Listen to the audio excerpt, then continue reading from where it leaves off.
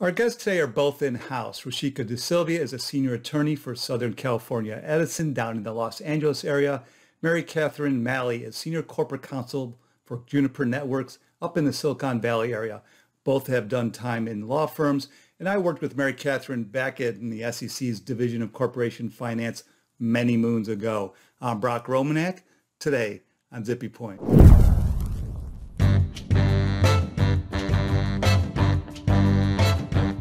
So the earnings release process, always useful to get some comfort that everyone's kind of doing it the same way. So we're going to hear from some experts, Rushika and Mary Catherine, about what they're doing at their companies.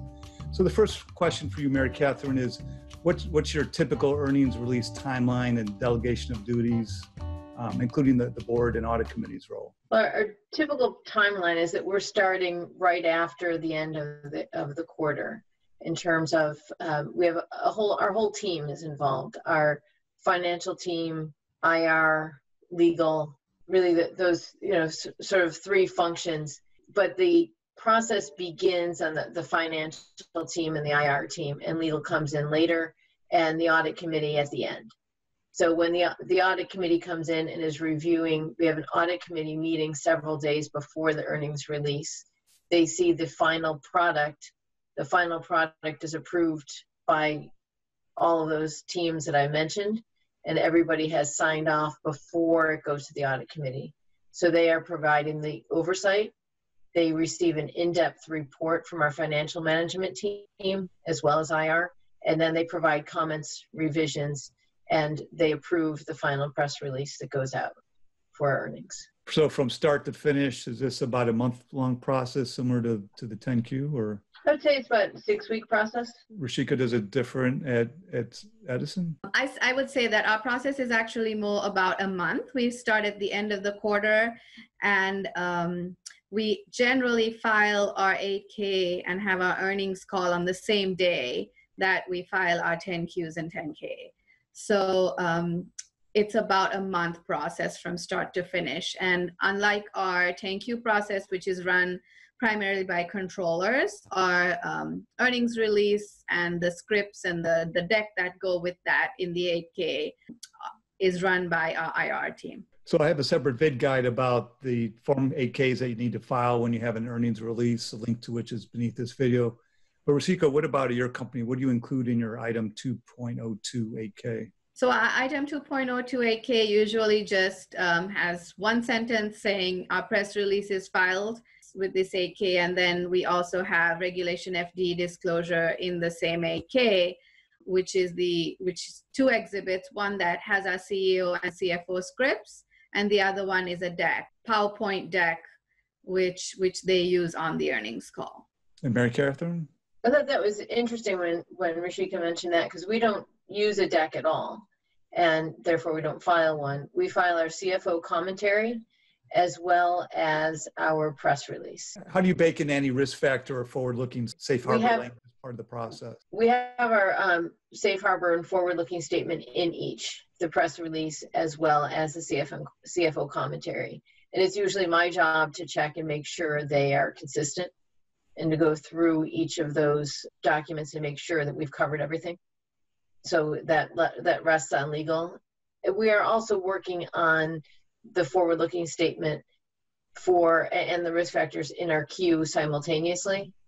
So the deck that the audit committee receives is basically the same deck that our disclosure committee reviews and receives, and then any additions made following the disclosure committee meeting prior to what the audit committee receives. So we're working all of those processes hand in hand, but we don't put our risk factors in the CFO commentary or in the press release, just the forward-looking statement. Rushika, what about your two exhibits? So we have 3 exhibits. Again, we have the press release, the scripts, and the deck. The deck and the press release include forward-looking statements and, risk factor kind of bullets, not full-blown risk factors. The scripts don't. And are there any tricky parts of this whole earnings release process that people should watch out for, Rushika? I would say that the trickiest part is consistency, because we're running 2 processes at the same time by 2 different teams. everyone's going out to subject matter experts and maybe getting a little bit of a different spin on the same information. So for legal, it's really important that we're checking all of the information that's going out at the same time to make sure it's consistent and we're saying we have the same story going out. The other thing is also because we file so close to our earnings call, we file after 105, after the press release goes out at 105, and we file our 8K and 10Q immediately after that. It's important to message to management when the scripts stop moving, because Edgar can go down and has gone down in the last year or so.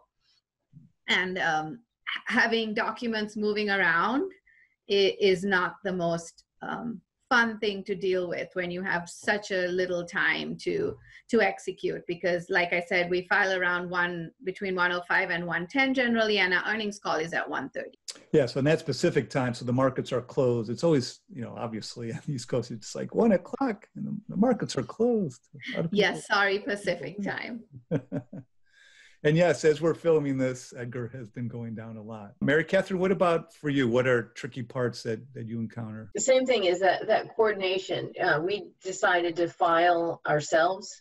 So, using one of the products that allows you to do that. So what we're doing is the sign off of all of the teams. So it's the coordination of each of the teams I mentioned before. Our CFO and his team manages the CFO commentary, and then IR manages the press release. So it's getting those final sign-offs. IR is responsible for sending out the press release. And once we see that hit the wire, then we press the button on the 8K. We're only filing the 8K on the day of earnings, not the 10Q as well. But when Edgar went down one day when we were filing, it was quite a difficult day. So we have learned to manage that process and to be prepared. I guess that's the thing, is to be prepared for an Edgar problem and know how to handle that. Because we have we're filing right after 1 o'clock, probably by 1:20, and then Pacific time, our earnings call is at 2.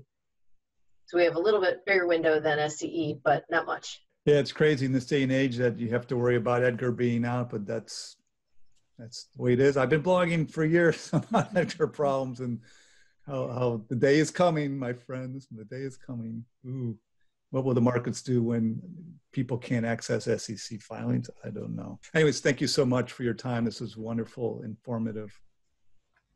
Thank you, Brock.